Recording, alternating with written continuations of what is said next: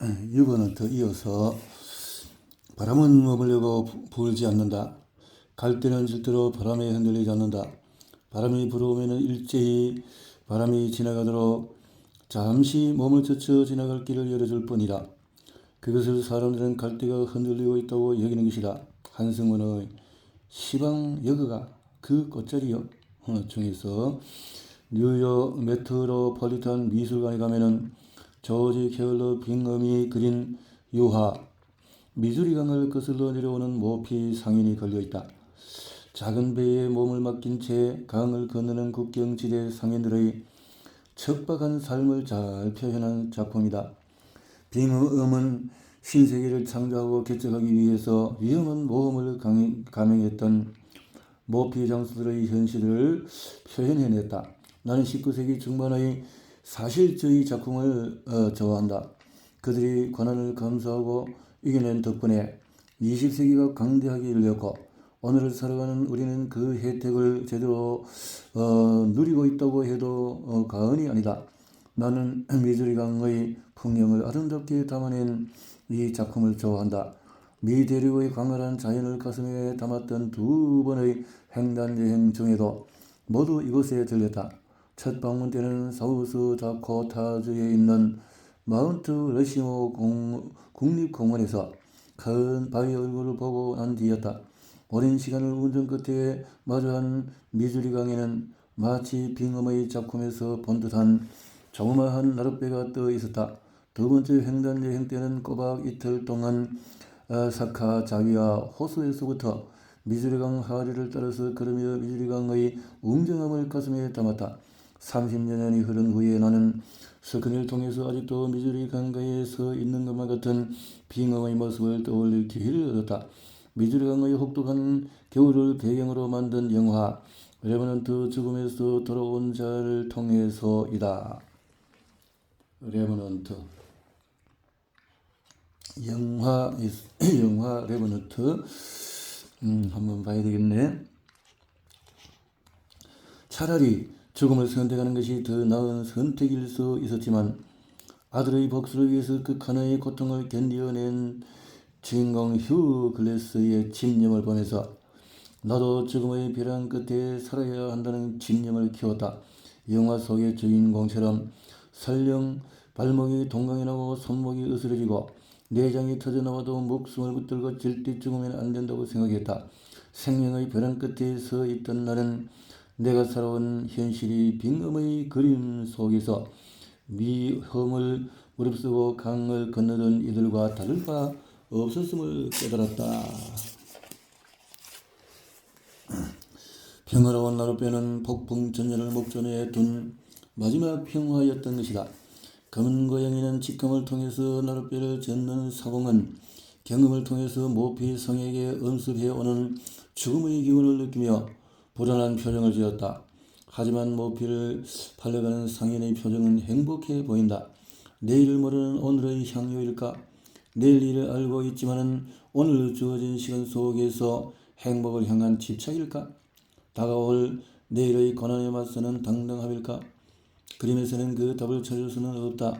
다만 나의 이야기를 그림에 포개보면은 삶의 방향이 선명하게 드러난다. 끝까지 버티고 끝까지 살아남는 것이다.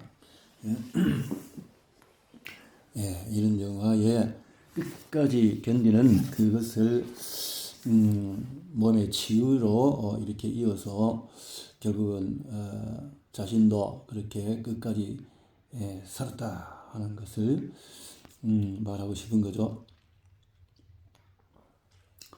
몸을 연결시키는 부족한 영양과 필요한 영양, 그토록 살아내겠노라고 다짐했건만 그 다짐을 지키기란 쉽지가 않았다. 몇 해 전에 강의가 있어서 KTX를 타고 진주에 내려가는 길이었다. 열차가 창원 중앙역에 서서히 정차하는 순간에 차창밖 플랫폼에 시선이 멈추었다. 플랫폼 의자에는 5살쯤 된 여자아이가 할아버지와 함께 앉아 있었다. 내 딸아이를 떠올리며 유심코 바라보는데 할아버지가 오른손을 들더니 누군가를 가리켰다. 맞은편에서는 한 여성이 초췌한 얼굴로 걸어오고 있었다.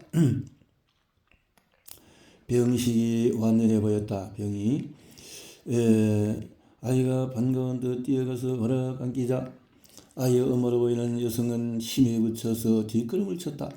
눈에 넣어도 아프지 않을 아이를 안아 번쩍 들어 올릴 힘조차 없어 보이는 가을이난 모습. 세상에 이보다 더 슬픈 모습이 있을까? 죽음의 공포와 삶의 의지가 교차하는 순간이었다. 아버지가 떠올렸다.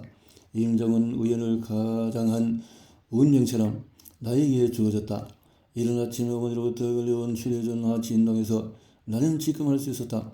아버지는 산소호흡기에 의지하며 가까스로 숨을 쉬고 계셨다. 10년 넘는 긴 투병의 시간이었지만 아버지는 곁에 있는 자식이 고마웠고 장성한 자식은 아이처럼 아비 곁에 머무는 것이 좋았다. 의식이 없는 중에도 자식의 목소리를 듣고 눈물을 흘리시던 아버지의 마음을 나는 생명의 벼랑 끝에 서서 조금은 알 수가 있었다.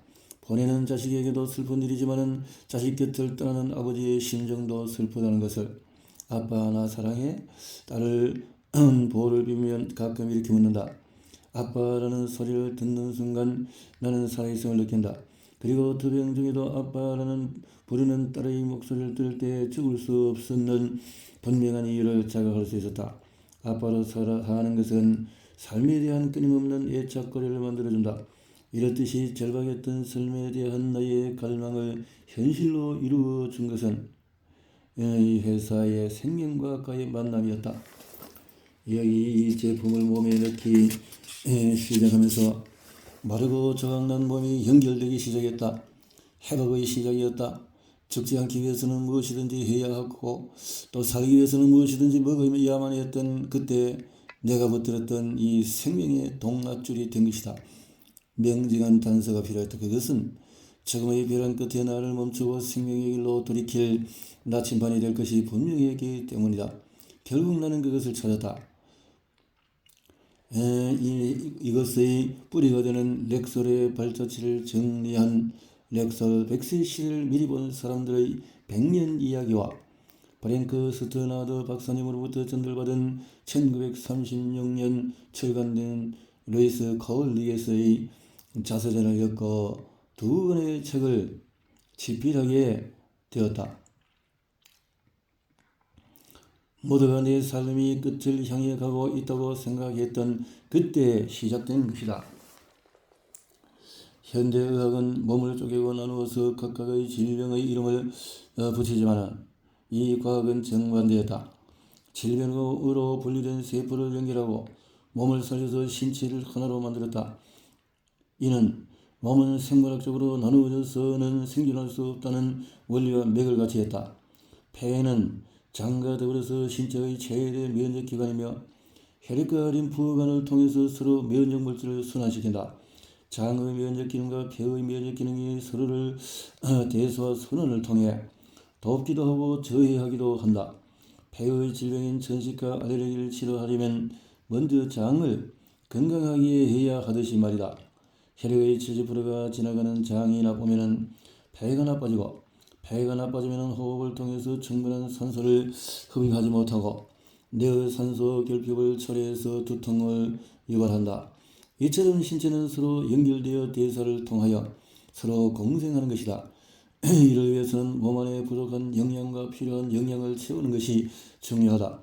부족한 영양을 채운다는 것은 영양의 고갈로 신체 기능이 무너진 상태를 회복시키는 것이고 필요를 채운다는 것은 몸이 더 나은 상태로 나아가는 데 방해가 되는 장애물을 제거하고 상실된 신체 기능을 복구시키는 것이다.